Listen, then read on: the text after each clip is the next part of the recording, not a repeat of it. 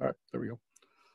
Hello, this is Hollywood Joe Williamson from Hollywood World of Sports, and this is my good friend Zach Harig, and we're just two guys here to talk about sports for the love of sports because we both love sports and we like talking about sports. So Zach, how are you, my friend? Living life in quarantine, my friend, as best as we can be right now in 2020, I guess, right? How are Yeah, you? I'm doing good, man. Just trying to focus on the thing that we both love, and that's sports. There's still a bunch of sports news going on out there, and just trying to focus on that because that's obviously a positive thing in life for me is to Yeah. kind of get involved in the sports world and talk about it. And so, yeah, that's kind of what I've been up to. That's what I love about you is it's not about money or the fame. It's just a passion. Yeah. That's why you've intrigued me from the start. As I've talked to you, and you send me your podcast, I'm like, I don't listen to podcasts, I don't listen to this, but it's nice because it's refreshing. It's not for money, it's not for advertisements. It's just you're always real, and you're not tied down by any corporation or anything telling you what you can and can't say. That's what's always fun. Yeah. And so, like, for me, and I'm glad you said that because, um, I just want to be me. I know when I was in high school and going into college, my dream was to work for like, ESPN or Fox Sports. But then, as I started finding my niche and where I wanted to go with things, I'm like, I don't think I'd be allowed to be myself. Right. And so that's kind of how I got started because, like, for me, growing up, I was unable to, play physical contact sports because of, my congenital heart defect. And like, but I always had that love of sports in me. And I don't Yeah. know if it's because my mom loved sports or, my brother was a great basketball player and baseball player, but it just was something always instilled in me on an early age. So when I got to high school, I found journalism. And I went to Wayland High School, and Yep. Shout out to the Wildcats. Oh oh, yeah. yep, that's another thing most people don't know about you and I is we kind of grew up in the Yep. No, same general area. yep. And so my journalism teacher was awesome. He was such a great guy, and he taught me a lot about writing. He also knew I had a personality, like most people came to find out. And he's like, you need to take that personality and apply it to your writing. And so that's what I started doing. And as soon as high school ended in 2004, God, I'm getting old. Uh, um, I started the blog, and at first it was just like random pro wrestling tidbits, just me flying off the handle about things on pro wrestling. But then as I got into it about 2 or 3 years into it, I'm like, I can do more. Like this, I know there's more in me. And so, And honestly, if you didn't branch yourself out, I probably wouldn't even really know you like I do, yeah, Because I told you I'm not a big pro wrestling guy. And you send me, I know you're not a wrestling guy, but check this interview out and check that. And you and I found our love for NASCAR, and that's what I grew up on. When yeah, I me was two, too. 2 or 3 years old, started going to the track, MIS every year with my dad, and kind of fell into love for sports that way through NASCAR. And now I'm not so much into NASCAR. I know you still are. I'm more into like the local tracks like Berlin and Kalamazoo Speedway. I love going there. And I'm into the up and comers, the up and coming levels, the truck series, the ARCA series, all that. But it's funny, we've messaged several times about NASCAR, and then it started branching into other things. Yeah, But yeah, I mean, I love the way that you've kind of branched yourself out that way. yeah. And so even like my neighbor goes, I have this next door neighbor when I was living in Gun Lake that was kind of like a second father figure to me, still is. And he even told me, he's like, you know so much about sports and you study sports Right. like nobody's business. So why aren't you writing about it? and he wasn't he's not a wrestling fan either, and he always has enjoyed my wrestling stuff because he knows I have a passion for it. But he also knew, like, okay, you're a sports guy too. You know Right. your sports, or at least most of them, anyways. And so, like, he's another one that kind of nudged me a little bit, like, dude, branch out into sports a little bit. And And so, that's the thing too, is with sports, especially these days, everybody has a podcast, everybody has a blog, and that's something where, when I was in high school at Hopkins, even eighth grade, I started my own personal blog, just about different sports stuff, and it started getting a following. And then the D Zone reached out to me, which everyone who follows high school football and now basketball in Michigan knows the D Zone, and they made me their West Michigan director like my sophomore year of high school. And I thought I was so official and so legit. And we had, I think, 6,000 followers back then on Twitter on the D Zone. Now you look at the D Zone and what it's turned into. So it's interesting though. You find your passion at a young age and you don't even really think about the outside noise, because now let's say I just found my passion for sports now, for me to start a podcast or a blog, I'd be like, everybody has one. What's going to make me different? And that's kind of the thing in life, right? Like, it's not even about sports. It's what sets you apart from an average person. Is it your kindness? Is it the way you handle yourself? Is it the way you're there for other people? And that's just kind of the thing, it's thankfully, I think you and I were too young and dumb to know any better, right? That maybe sports, the sports field is a little bit too competitive. But again, I mean, you love something, I'm blessed to get paid to do something I love. And I know you're the same way. It's like you spend time on what you love, and there's no price tag on that. Yeah. And, people have always asked me, I was like, why aren't you trying to make money off of what you're doing? Right. And, there has been that thought. I do have my own merchandise. I do have my own store for Hollywood's World of Sports and Merchandise. Never really sold anything, but that's okay. It's out there. People want to believe in me enough to, support me that way. But it's like, man, if I start making it about money, am I going to lose my love for it? And that's one thing I've always told myself. I don't want to ever get to a point where I stop loving what I'm doing. Yeah. That's a really good way of looking at it too. And I guess for me, I'm kind of blessed that way at Fox 17 that they let me be who I am. And it's not so much about money for us. It's about, and especially with high school sports too, we're not big on the NFL, NBA, NHL, which I am personally. I'm a big fan of Detroit sports and all of that. But for us, it's like, why show highlights of a game? For instance, the Lions game ends at 4:00, and we're going to show highlights at 10:45. Everybody knows how the Lions already did. If you care, you're doing this, right? And you're like, okay, how'd the Lions do today, right? So for us, it's about high school sports, and that keeps it very authentic, because after the game, we're walking right up to the players, the coaches, and we're like, talk about that last play, right? 2 minutes after it happened. Where the NFL, they're like, all right, 15-minute cool down period. We'll give you the players. They come in, they're already changed, and they barely remember what even happened on that last play. It's the authenticity of the moment, the love for the sport, and that's what you're seeing out of high school kids. Not that college kids aren't the same way, and NFL kids, but you see how money driven it gets as you get higher and higher, right?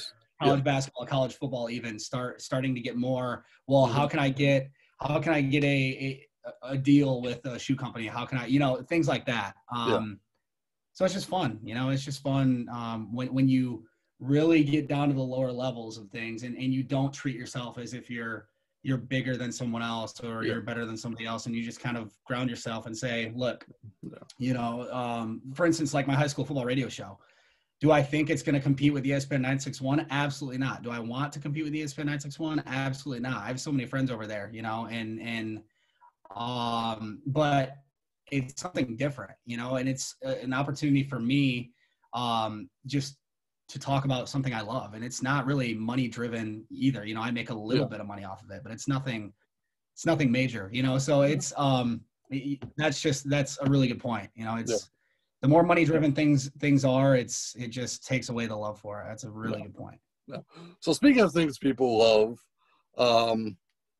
jerseys, sports jerseys. Yes. Um, and the NBA and NHL have released a ton of jerseys during their off seasons. And I just wanted to get your thoughts real quick about the favorite NHL and NBA jersey you've seen so far. Wow. You know, when we talked about this earlier today, I thought to myself, I don't really know. I mean, I keep up on the Red Wings and the Pistons. You know, like I saw the new Motor City jerseys for the Pistons. I actually like them. We can get into our first debate already right here. What is it, 10 minutes in or so? Yeah. Um, I just like something different, and I feel like they provide that. But for me, I'd say the Arizona Coyotes in the NHL. I like those purple. That's very different. Yeah. I also like the Anaheim Ducks, which I saw a lot of people did not like those. I actually love the Ducks. Yeah, I thought that was cool. You don't see that. It's like the old-fashioned duck, right? There's a name for it. I'm a big fan of the old Mighty Ducks movie series. Yes. So I almost feel like they were kind of turning back the clock to pay homage to that a little bit. And so, like, I absolutely love the Duck jerseys. I'm glad I'm not the only one. Yeah. What'd you think of the Bulls one though? I like the Bulls. Okay.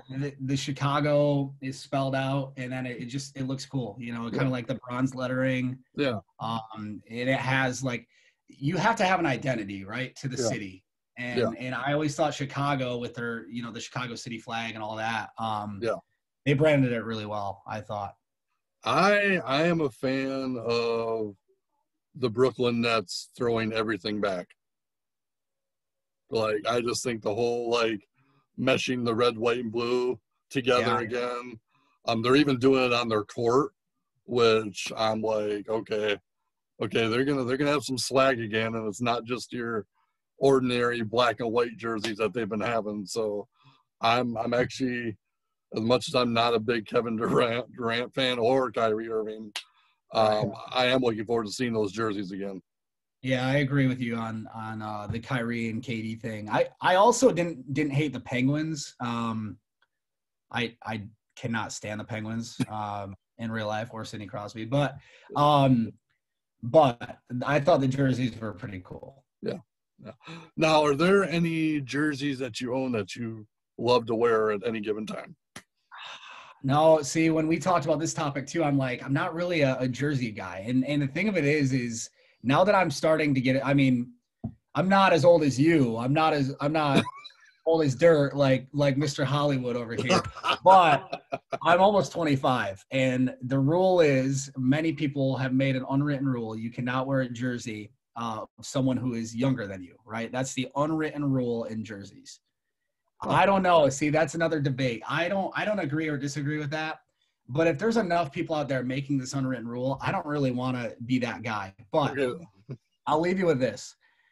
I have a Shea Patterson Michigan jersey. When I thought Shea Patterson was actually going to be good, I ordered that up. I'm a Charles Woodson throwback Michigan jersey as well. I grew up a Michigan fan. I'm not a big Michigan. I root for both Michigan and Michigan State, especially. Me too. A quick like 20-second detour here, but when you cover nice coaches and nice players, like respectful people, you root for them, right? And Tom Izzo has always been that way. Juwan Howard's the same way. Jim Harbaugh, not so much. So it's just interesting, you know. Everyone's like, "Well, I thought you root for Michigan." I'm like, "I do, but I'm not as hardcore into Michigan football as I used to be." Yeah. But I really root for both basketball programs. So. Back to the jersey thing, though. I'm a big Matthew Stafford fan. I think you know that about me. I have like 3 different Stafford jerseys. Yeah. So I have no shame in wearing any of those. But that's honestly about it. I have a couple Red Wings jerseys, like a big Darren Helm. I used to be a big Darren Helm guy back in like 2011, 2012. So I have a Darren Helm jersey, but now that's getting a little bit outdated. Yeah. So I have 2 jerseys that are just near and dear to me. I think it was about 2-3 years ago now. My other half bought me a Kevin Green, Carolina Panthers jersey, because Kevin Green was my favorite player growing up. Pro wrestling connection there. That's how I fell in love with him to begin with. But then I realized how great of a football player he was. And so I wear that jersey with pride whenever I get a chance. I saw you ragging on the Lions as if the loss wasn't bad enough. I'm a Panthers fan, man. I didn't know that. I've been a Panthers fan since they first started. I wasn't even really into football as a kid. Baseball was my thing and still is. But then, like, I would always watch football on a Sunday. That's what you do on a Sunday. Oh, yeah. And I just saw these, like, cool silver helmets with the blue and black, Panther. And I'm like, I kind of like this team. I like the colors of this team. And so I started getting into them. And then when I realized Kevin Green had left the Steelers to go to the Panthers, I'm like, okay, I'm on board now. Like, there's no turning back. And the second year the Panthers were a franchise, they knocked off the Cowboys in the playoffs after the Cowboys had just won the Super Bowl the year before. And so that just sold me. Yeah. And, I've stuck with them even through the really, really, really terrible seasons that they've had. You don't need to go on a rant about bad seasons and sticking with the team. But I will say, fun fact, and I don't tell really anybody this, but I grew up a Colts fan. Okay. I was a big Indianapolis Colts fan, and I had to have been 4 or 5 years old. My grandmother and I went down to Shipshewana, right? And we were at the flea market, and a bunch of Colts stuff down there. And I didn't really – I obviously I watched football even at 4 or 5 years old, but I wasn't thrown into the Lions dumpster fire, right? Like, everybody was a Lions fan around me, but nobody was like, here's a Lions jersey, here's a Lions shirt growing up. So I see this Colts hat, and it lit up, and the logo was, like, glowing. And I was like, that's cool. And I was 5 years old. So, and then I always loved Peyton Manning growing up. Yeah. So I was a huge Peyton Manning fan. And I loved that team as I grew up, where it had to have been 05, 06. It was Joseph Adai, Marvin Harrison, Reggie Wayne, Dallas Clark, Bob Sanders, all those guys. I was a huge fan of the Colts. And then when Peyton Manning, hung it up and ended up in Denver and all that, it was just kind of like, I always rooted for the Lions secondary, just secondarily. But I was like, what am I doing? Why would I not root for a Detroit sports team? Like, I'm a Tigers fan, I'm a Red Wings fan, I'm a Pistons fan. And then, so I was like, oh yeah, I'm a Lions fan now. And then, 07, 08 happened, and there's a winless season. And I'm like, this sucks. This is terrible. And my dad and my uncles were like, yep, get used to that. And that's been my life ever since. So all my Colts stuff, I had a bunch of Colts stuff in my room, and it has all disappeared. I have no idea what happened to it. But I had a Peyton Manning jersey growing up, and yeah. So then the other jersey I own is kind of a special, has very, like, it's a special meaning jersey to me now. So my other half's godmother passed away back in January this year. It's pretty devastating time for her family and everything. And while we were going through some of her old clothes, there was something that got pulled out of the pile, and the girls were like, oh, we should probably get rid of this. And I'm like, no, let me see that.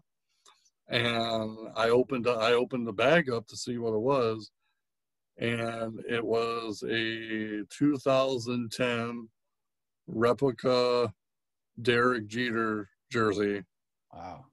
And it had the 2009 World Series patch on it. Wow. From their last World Series. And I was like, that is not going anywhere. Right. If you guys do not want it, I will take it, because I've already been a Yankees fan for 3 years now. And I won't even wear it right now. I still won't wear it. But I wanted that because, one, it's something of hers that I can hold on to for the rest of my life. And two, I love Jeter. I eventually became a Yankees fan because of Aaron Judge. And so, like, it kind of completed everything for me in that regard. So those are the only two. I was going to give you crap about I was gonna give you crap about being a Yankees fan, but I can't because it's such a sentimental jersey. So Yeah. good job bringing that up and making sure I couldn't bust your chops for being a Yankee fan. Dude, That is really cool. yeah, and so those are the only two actual jerseys I own. Um, I just recently bought like one of those jersey T-shirts you see at Myers. Yeah. I found a Christian McCaffrey one, and so I wear that with pride whenever I get a chance. And I love McCaffrey. I when he's healthy, I don't think there's anyone better. That's a big win right now. That's a big Yeah. win. I'm over here like fantasy wise. I'm sitting here just like, come on, Christian, this week. Okay, maybe next week. Okay, maybe next week. And speaking of McCaffrey, because we have there is the McCaffrey family and they're all athletes. Yeah. Kind of gets us into our next little topic, because we've talked about, you even talked about Harbaugh a little bit, at the beginning of the video. What are your thoughts on him? Because I personally feel like the hype is over, and it's more. I almost feel like now it's an overrated thing with him.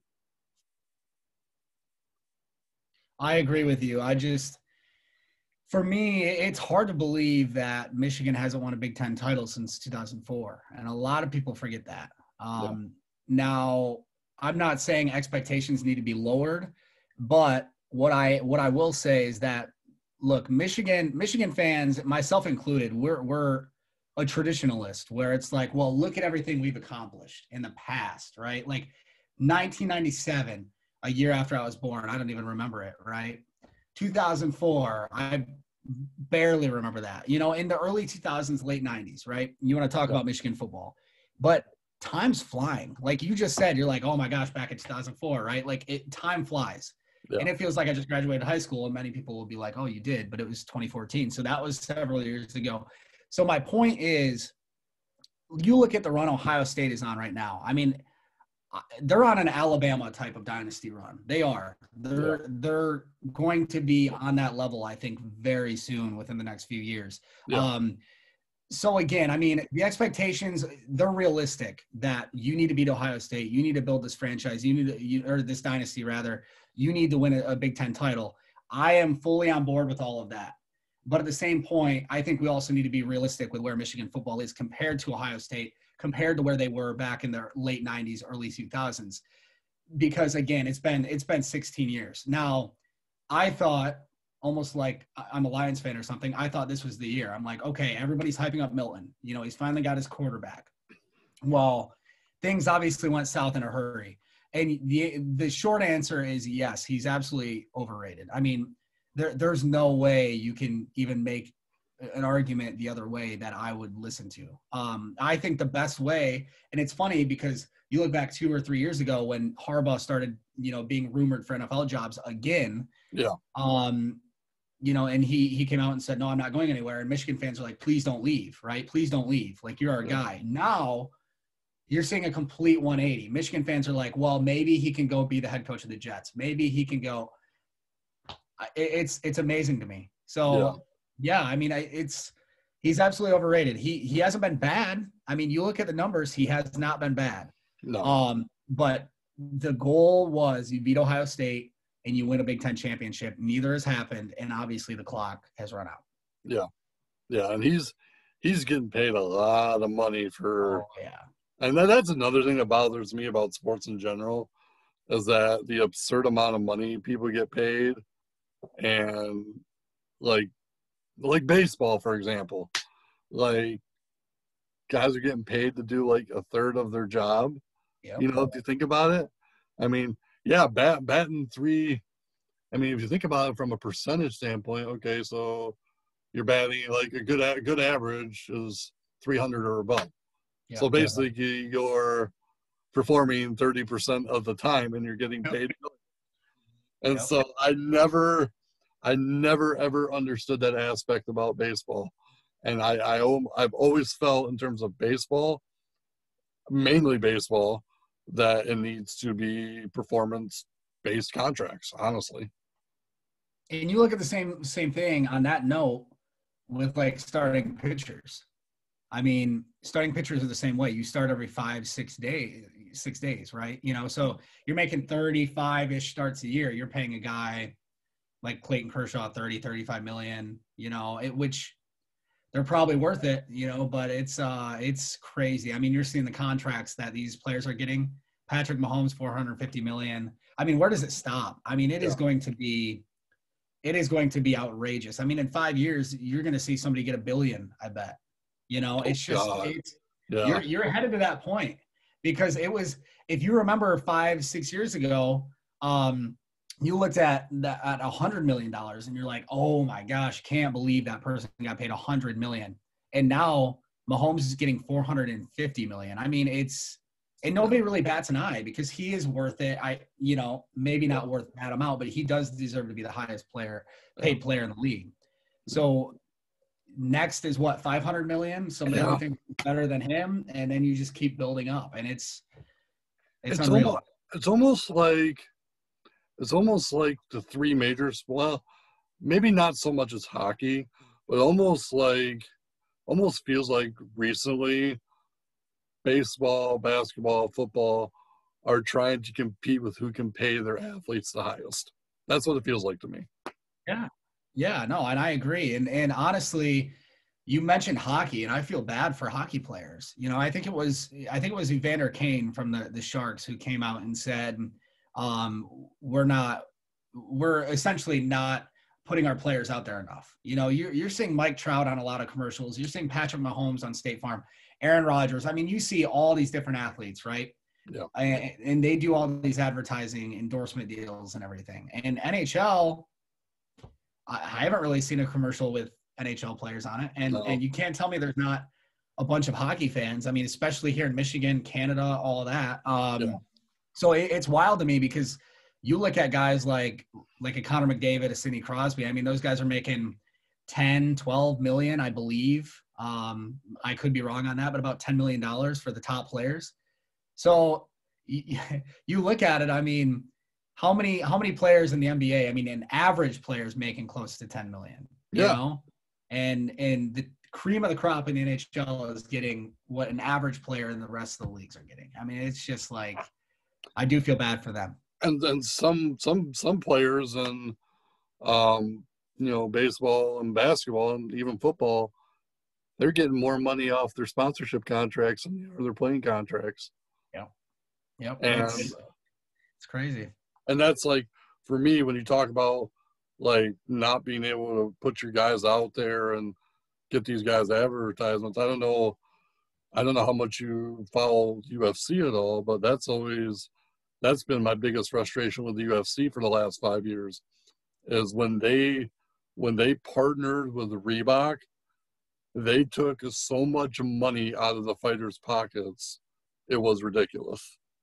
And now that the Reebok deal is ending, I think at the end of this year, or maybe sometime beginning of next year, a lot of fighters are hoping they can regain some of that money that they've lost. Because back in the old days of the UFC, before the Reebok deal came out, like you would see guys wearing their fight shorts, and it would be almost like a billboard of advertisements.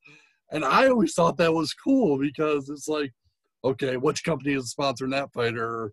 What's their fighter shorts going to look like? And like the Reebok deal, it was beneficial for the company, but not beneficial towards the fighters. That's interesting. Yeah, I don't follow UFC very, very often. I think the biggest frustration for me with UFC is like the biggest UFC match of our lifetime, and I mean it all gets hyped up, which that's what you got to do. But it seems like 3 fights a year are like biggest fight of the year, biggest fight of our lifetime, biggest fight of the decade. And I know the big names, but so when I hear like 2 names I know of, I'm like, oh, okay, then they must be, because I know like 10 fighters. Yeah. So if 2 of the 10 are fighting, I'll watch. But okay. Yeah. That's about it.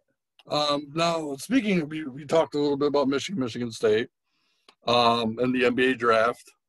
was last week, and I was really shocked that both Tillman and Winston went as low as they did. Um, what are your thoughts on where they got drafted, and which one do you think is going to be more successful? Yeah, I agree with you. I actually spoke with Xavier Tillman 2 days after he got drafted. He said he planned on going in the first round, and that's where I thought he'd be, probably a late first round, early second round pick, which is 35 is about where, that was the low end, but that was about where I figured he would stop falling. I think it's a good situation for him in Memphis, and it's interesting too because he's reunited with Jaren Jackson Jr., from Michigan State, and Jaren was actually the best man in Xavier's wedding, so that's kind of cool for him. Like, they're really close. And you pair him with John Morant. Now, I really think Xavier Tillman has things figured out. Like, he, hearing from him, and this is the way he always was. He's always been so smart in terms of basketball IQ. But he said, "Look, I've gone from a veteran at Michigan State to now a rookie. I can't go and bark at these veterans. I can't go in and expect them to listen to me. Like, I have to prove myself." So I think Xavier Tillman's going to be really successful. Now, Cassius Winston, obviously an unbelievable player. You can't take that away from him at all. But again, the one thing, and I think everybody can agree on, is the athleticism, right? Like, everybody knew, in terms of athleticism in the Big Ten, in terms of guards, he probably was in the lower tier of athleticism, right? Didn't get up the floor very quickly, but unbelievably intelligent, could shoot the ball, knew where he needed to be, could guard the ball, could guard, either a point guard or shooting guard, knew how to fight screens, an incredibly smart guy. And at the same point in the NBA, I mean, it's an up and down game. You got to get up and down the floor. So, I mean, I'm not going to bet against Cassius Winston at all. I'm not. But I think if you're saying in terms of who's going to have the better career, I think Xavier Tillman, with his size and the way that he can play defense, I think he's going to stick around for a while. But again, Cassius Winston's great. I just think in terms of athleticism, that's the knock. I think the one thing that Cassius might have going for him is his resiliency. Yeah. Because, I mean, what he went through last year, losing his brother, and then coming out and having some of the performances that he did, to me, you got to have a certain level of resiliency and mental toughness to do something like that. And I think that's a very, very rare trait to have. And I think he can use that to his advantage and, maybe change some things and maybe realize, okay, I got to work a little harder to, be where I want to be. And, I truly think if he does work hard enough, and can get his speed down a little bit better, I think he could be just as successful. But again, he's got, like you said, he's got to work on the athleticism thing, and he's got to learn to get down the court, back and forth a little bit more. So I'm like you, I am not going to bet against him. My frustration in recent years is that certain Michigan State basketball players that have been drafted really have not gotten the time to shine in the NBA like maybe they should have. I know one of my biggest frustrations being a Michigan basketball fan is I think Mo Wagner deserves a chance to prove himself a little bit more because he's got a big upside, and we've seen how tough he can be, especially this past season early on when him and Giannis got into it and he got in Giannis's head. And I think Giannis got ejected out of the game because of it. I think Iggy Brasdinkus is another guy I always thought. At Michigan, say what you will, but I thought his game was going to translate really well to the NBA. I mean, he could defend enough. He wasn't a great defender, but he can defend enough. In the NBA, you don't have to be a great defender. It's all about scoring. And he can shoot the three. He can drive. He has good post moves. And he just played with that edge and chippiness. I was like, this guy this guy's gonna be really solid. And it's crazy to me because Michigan basketball, I'm a Michigan basketball fan as well. The players in the NBA don't get the respect they deserve. I mean, Karis LeVert has come onto the scene and as one of the probably a top 50 player in the NBA right now, at least. Duncan Robinson, probably the top shooter with Klay Thompson out and Steph Curry out. You know, he was probably the top 3-point specialist from last season. Jordan Poole played really well off the bench for the Warriors, I thought. You know, so there's a lot of guys that have played well, but then in the same breath, you have Mitch McGary, Nick Stauskas, guys that have kind of fizzled out. But, you know, you get that. And I think both teams, Michigan and Michigan State, have both been really, really successful in the NBA. Yeah. And so I personally, like I said, I would like to see teams start giving those guys from Michigan State a little more respect. I mean, we've seen some of the performances in college, and I think a lot of them can translate well to the NBA. It's just a matter of giving them time to develop and prove that they can belong in the spotlight with everybody else. And so that's kind of my hope. I think Mo Wagner leaving the Lakers was a really good thing for him long term. And I think this year might be the year he kind of starts to break out a little bit.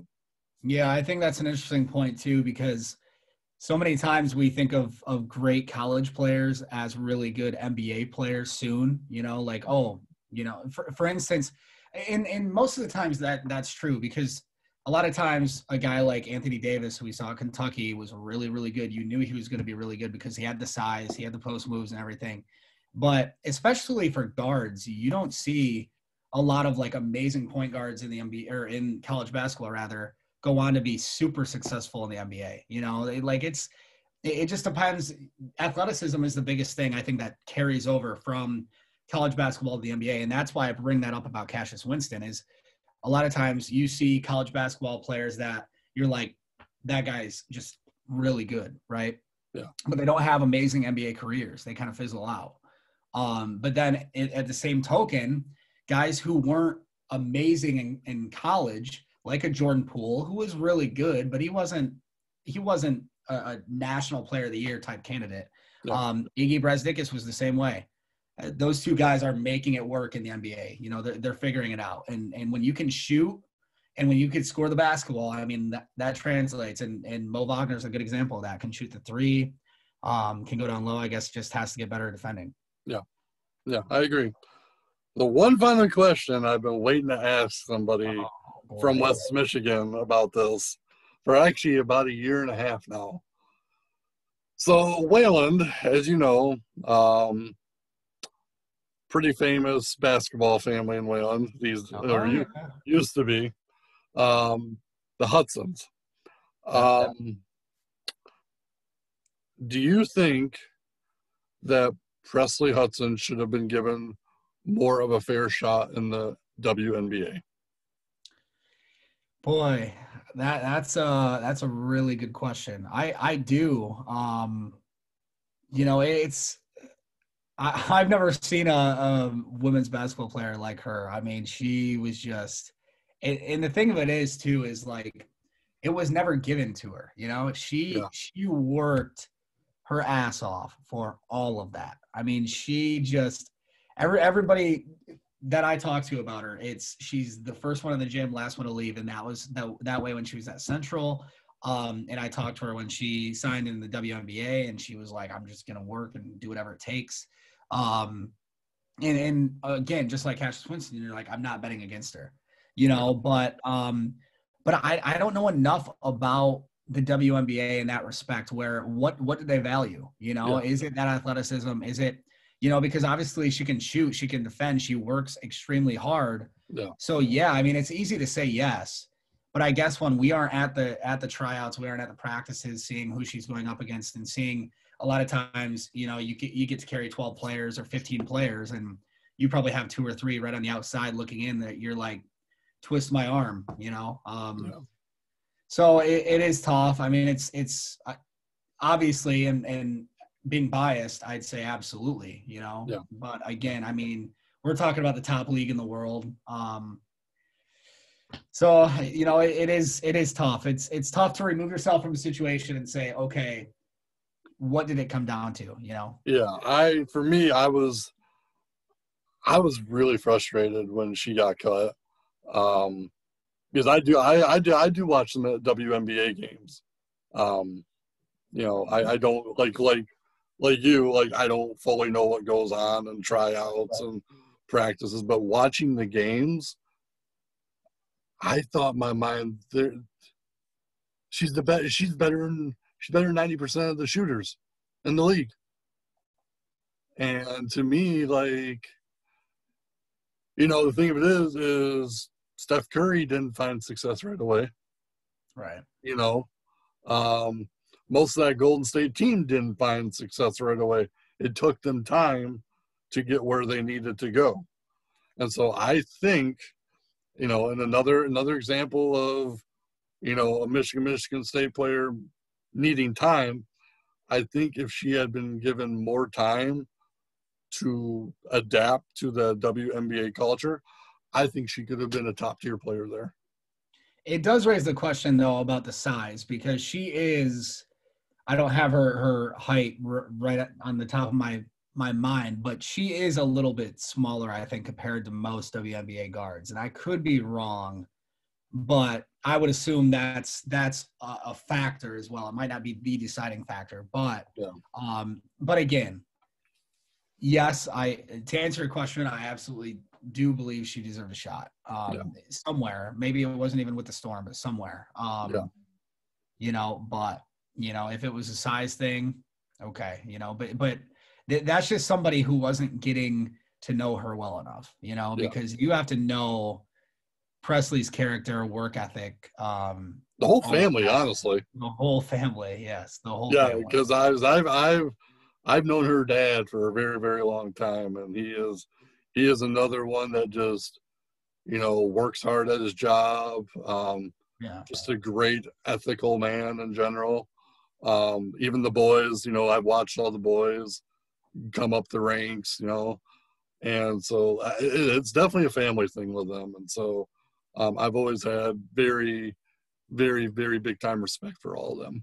Yeah, they definitely work for everything, and that's the thing. I mean, and I guess from a selfish standpoint, it was so nice to see them all stay remotely local, for us to still watch them and to see what Presley did, to see what West did at Cornerstone, and now he's back at Wayland coaching. I mean, that's why I'm selfishly like, good, yeah, cut Presley, let her go to Western and work in basketball operations there. Like, just see what she does next, because again, I mean, you're not going to hold her down, and it's cool to see her get that director of basketball operations job at Western now and switch from a chip to a Bronco.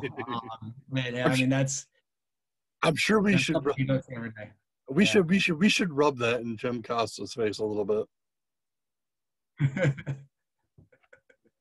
There's a lot of things we can say about Jim Costa, and a lot more than that. We could. Yeah. I love Jim. Me too. Me too. Yeah, that's the guy I love. Yep. So for people that are going to watch this for the first time, that might not know you, where can they find your work at? So I have a Facebook page, Zach Harig -Fox17. That's where I post pretty much everything I do. Post some puppy pictures, some personal stuff on there too, because again, like a lot of people say, and even like Jason Hutton, my boss, he's so old fashioned, like doesn't believe in posting about really anything, just like work stuff. And I'm like, I like to be real with people, like that's just how, and not that Jason isn't, but it's just like, I like to show people that, look, even though you watch us on TV, like I'm just like you. It's so many people, especially growing up in New Salem of all places, right? Like a town of 400, 500 people. people always want to joke like, oh, a celebrity, you know, you're on TV, but it's like, I grew up just like you. It's no different. You know, that's why I can't stand when people treat me differently. So that's where, like, when I post a story, I don't want people to get the idea of like, oh, Zach's on TV, right? Like, I want to post some personal stuff, like, look, hanging out with the family. Look, I'm hanging out at the pool. You know, like, just stuff that people know I'm real. You know, and I've had people reach out to me and be like, hey, saw this story. Why did you do it this way? Why'd you do that? You know, and I'll answer everybody. You know, like criticisms, compliments. Like, I don't forget about people that helped me get here, I guess is where I'm going with that. So that's a big rant, but I have a Facebook page. Yes, Zach Harig Fox 17. I'm on Twitter, but it was hacked last month. That's the sore subject. So I still don't have my Twitter back. But Okay. But yeah, I'm around. That's good to know because I did not know that. Yes. So I'm not ignoring people. I've had people get messaged by me. It is not me. Okay. Somebody has my account and they're trying to get me to pay for it to come back to me. I'm reaching out to Twitter and Twitter still has not gotten back to me. That's another sore subject, but someday soon, right? Someday soon. Yes, someday soon. And so for the viewers out there, we're probably going to get together once a month. You said pretty fair thing to do. Yep. And we've actually even covered a lot, you know, in one episode tonight. Time flew, yeah. Which is awesome. And so yeah, just, you know, like for me, Hollywood's World of Sports, I am on Facebook, Twitter, the social media platform, I am on it. So if you're watching this, I would expect an episode of Hollywood and Harig probably once a month, and who knows, it might go a half hour long, an hour long, you know. Yeah, there's no telling with us. It's just, but again, like, you know, we'll have some bullet point topics, but again, just being real, like have a conversation and you know, and just get to know our feelings about different stuff. And as we get to know each other as well, I mean, we haven't known each other that long, you know? So, and it's, you know, and it's funny. I always try to wrap up and there's something that comes up, but it's funny because I graduated with your cousin. Yep. She is a dear friend of mine. I love her to death. Yep. And I used to work with your boss. Really? Yeah, that's right. You did tell me that. Yeah. Yep. We worked at Under Armour together when he was still, you know, working his way up at Fox. And I absolutely love Jason Hutton. Just one of the like most genuine and sincere people I know. Yep. That's fun. I'm gonna keep myself to like 20 seconds here because otherwise I'll go on like another 10-minute rant about Jason Hutton. I catch myself doing that all the time, but no, I mean, genuinely, I think the hardest working guy I know, you know, outside of my family, just a guy that no days off, doesn't stop, calls me on a Saturday morning when he's got the day off and I'm working, calls me on a Sunday, like, here's what I think we should do this week, you know, just loves high school sports too. And again, like, not about the money for him, you know, it's a passion thing. And that's where he sucked me into that. And I love him and hate him for it because it's just like, it's just consumed me. But no, I mean, there is no better guy I would want to work with than him. Yeah. Awesome, man. Awesome. Well, I'm Hollywood Joe. It's been Zach Harig, Hollywood and Harig for the love of sports. And we will see you next time.